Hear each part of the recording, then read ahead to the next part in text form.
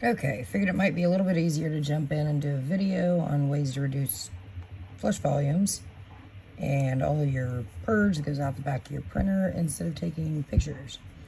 So the first thing we'll notice, I've loaded in the ball python full file 3MF, and it comes in right in the middle of the plate.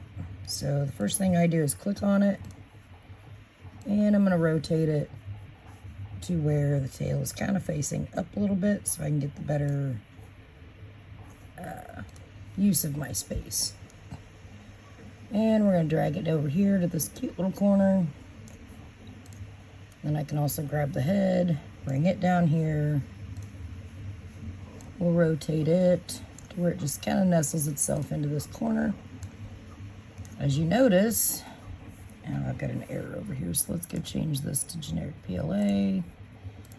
In fact, I'm going to go change them all to this because we're going to be doing some adjusting of volumes here in just a second.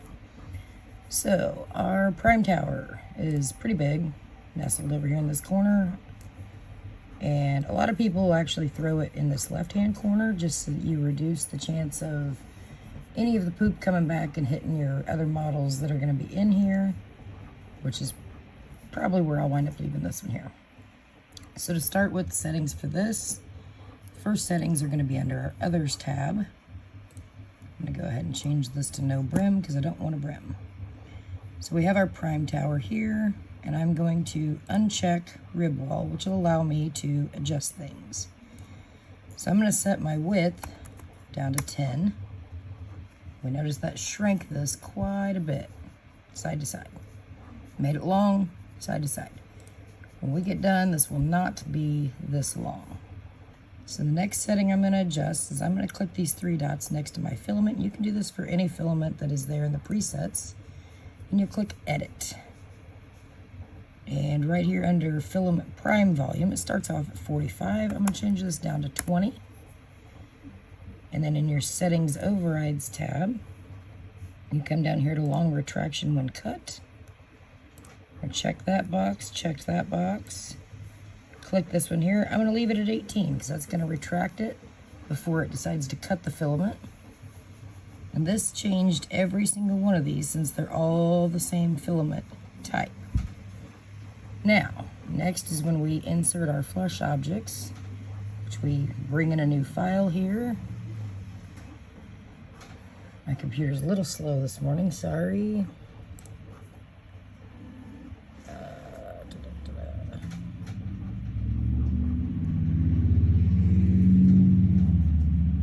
Find the right file. I have a folder exactly for flush fidgets, and there's a few of them. So first thing I'm going to bring in is my dino eggs. There's two pieces to this, actually. I'm going to tell it not to load it as a single part. You'll notice these are huge for this model. So the first thing I do is find out which is taller, the head, which I think it is. It's at 3443. Yep. So we're going to click on this, and I'm going to leave uniform scale checked. And I'm going to make the millimeters here 35 millimeters tall on both of these pieces since they go together. And then, if you right click on it, you can come down here to Flush Object Options. And you're going to check all three of those. Which supports is automatically checked usually. There's no supports on most of the models that I print with anyway. I try and avoid those if I can because sometimes supports are not my friend. As you notice, our little prime tower here is becoming smaller and smaller as we go. I'm going to go ahead and import a few more models and make two plates up that look the same, and one will have all of our new settings and one will be standard so we can see the difference in sizing, or waist I guess, sorry. Okay, another setting that I forgot to mention is flushing volume. So you click on that button right there, it's going to bring up this chart right here. We start out at 1. I'll bring this one here down to 0.4, and it's recalculated now. This is the different flushing volumes now. I'd make sure that nothing here is over 300, That's my biggest concern. And the more flush objects you have on your plate, the lower you can probably take that number. 0.4, 0.3 is usually where I'm pretty comfortable at. That way I know that I'm not getting any bleed through on here. If I have darker colors in a model, then I'm not as concerned at all. And I'm just gonna let it do its thing. Now, if I have a lot of whites in there and stuff like that, or yellows, I tend to keep that number around 0.4, closer to 0.4, just so that I know I'm gonna get all the bleed through out in these extra little models here.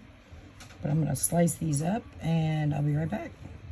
Okay, we've got in 2 plates that are set up identical to each other. This one here is where we would actually start with no changing of our flushing volumes, no anything, no modifications whatsoever to reduce purge.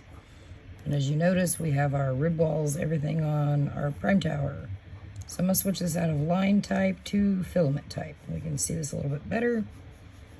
And we would have had 35.95 grams wasted out of 459.37 grams used.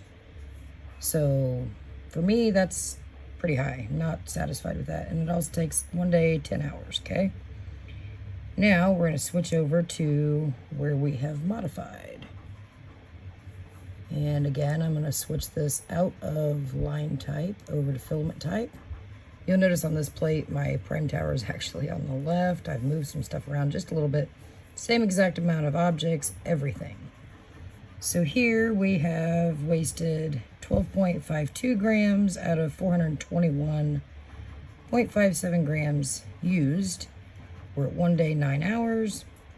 I think we saved a whole minute. I don't remember exactly what that last number was, but our waste went down significantly. And our used, oops, wrong file. Yep, there it is. Our used also went down, obviously, because our waste went down. Now, you can get this lower by reducing your flushing volumes even more. Like I said earlier, I don't go too much lower than this just because, I mean, I could on this one here just because it is, you know, darker colors being used. And the print just got done with the Flexi Banana, and I know some people were curious. This is what she looks like when she's all done. She almost looks like a rotten banana. Straight off the build plate, though. Very, very flexible, bendy. Kind of fun to play with. It's not my style of a fidget, but, you know, it's kind of entertaining, at least. Kids will enjoy it. Anyway, thank you. Have a great day. Sorry for the raspy voice. Getting a little sick here. I think I got a cold going on. We got some weird weather in Illinois.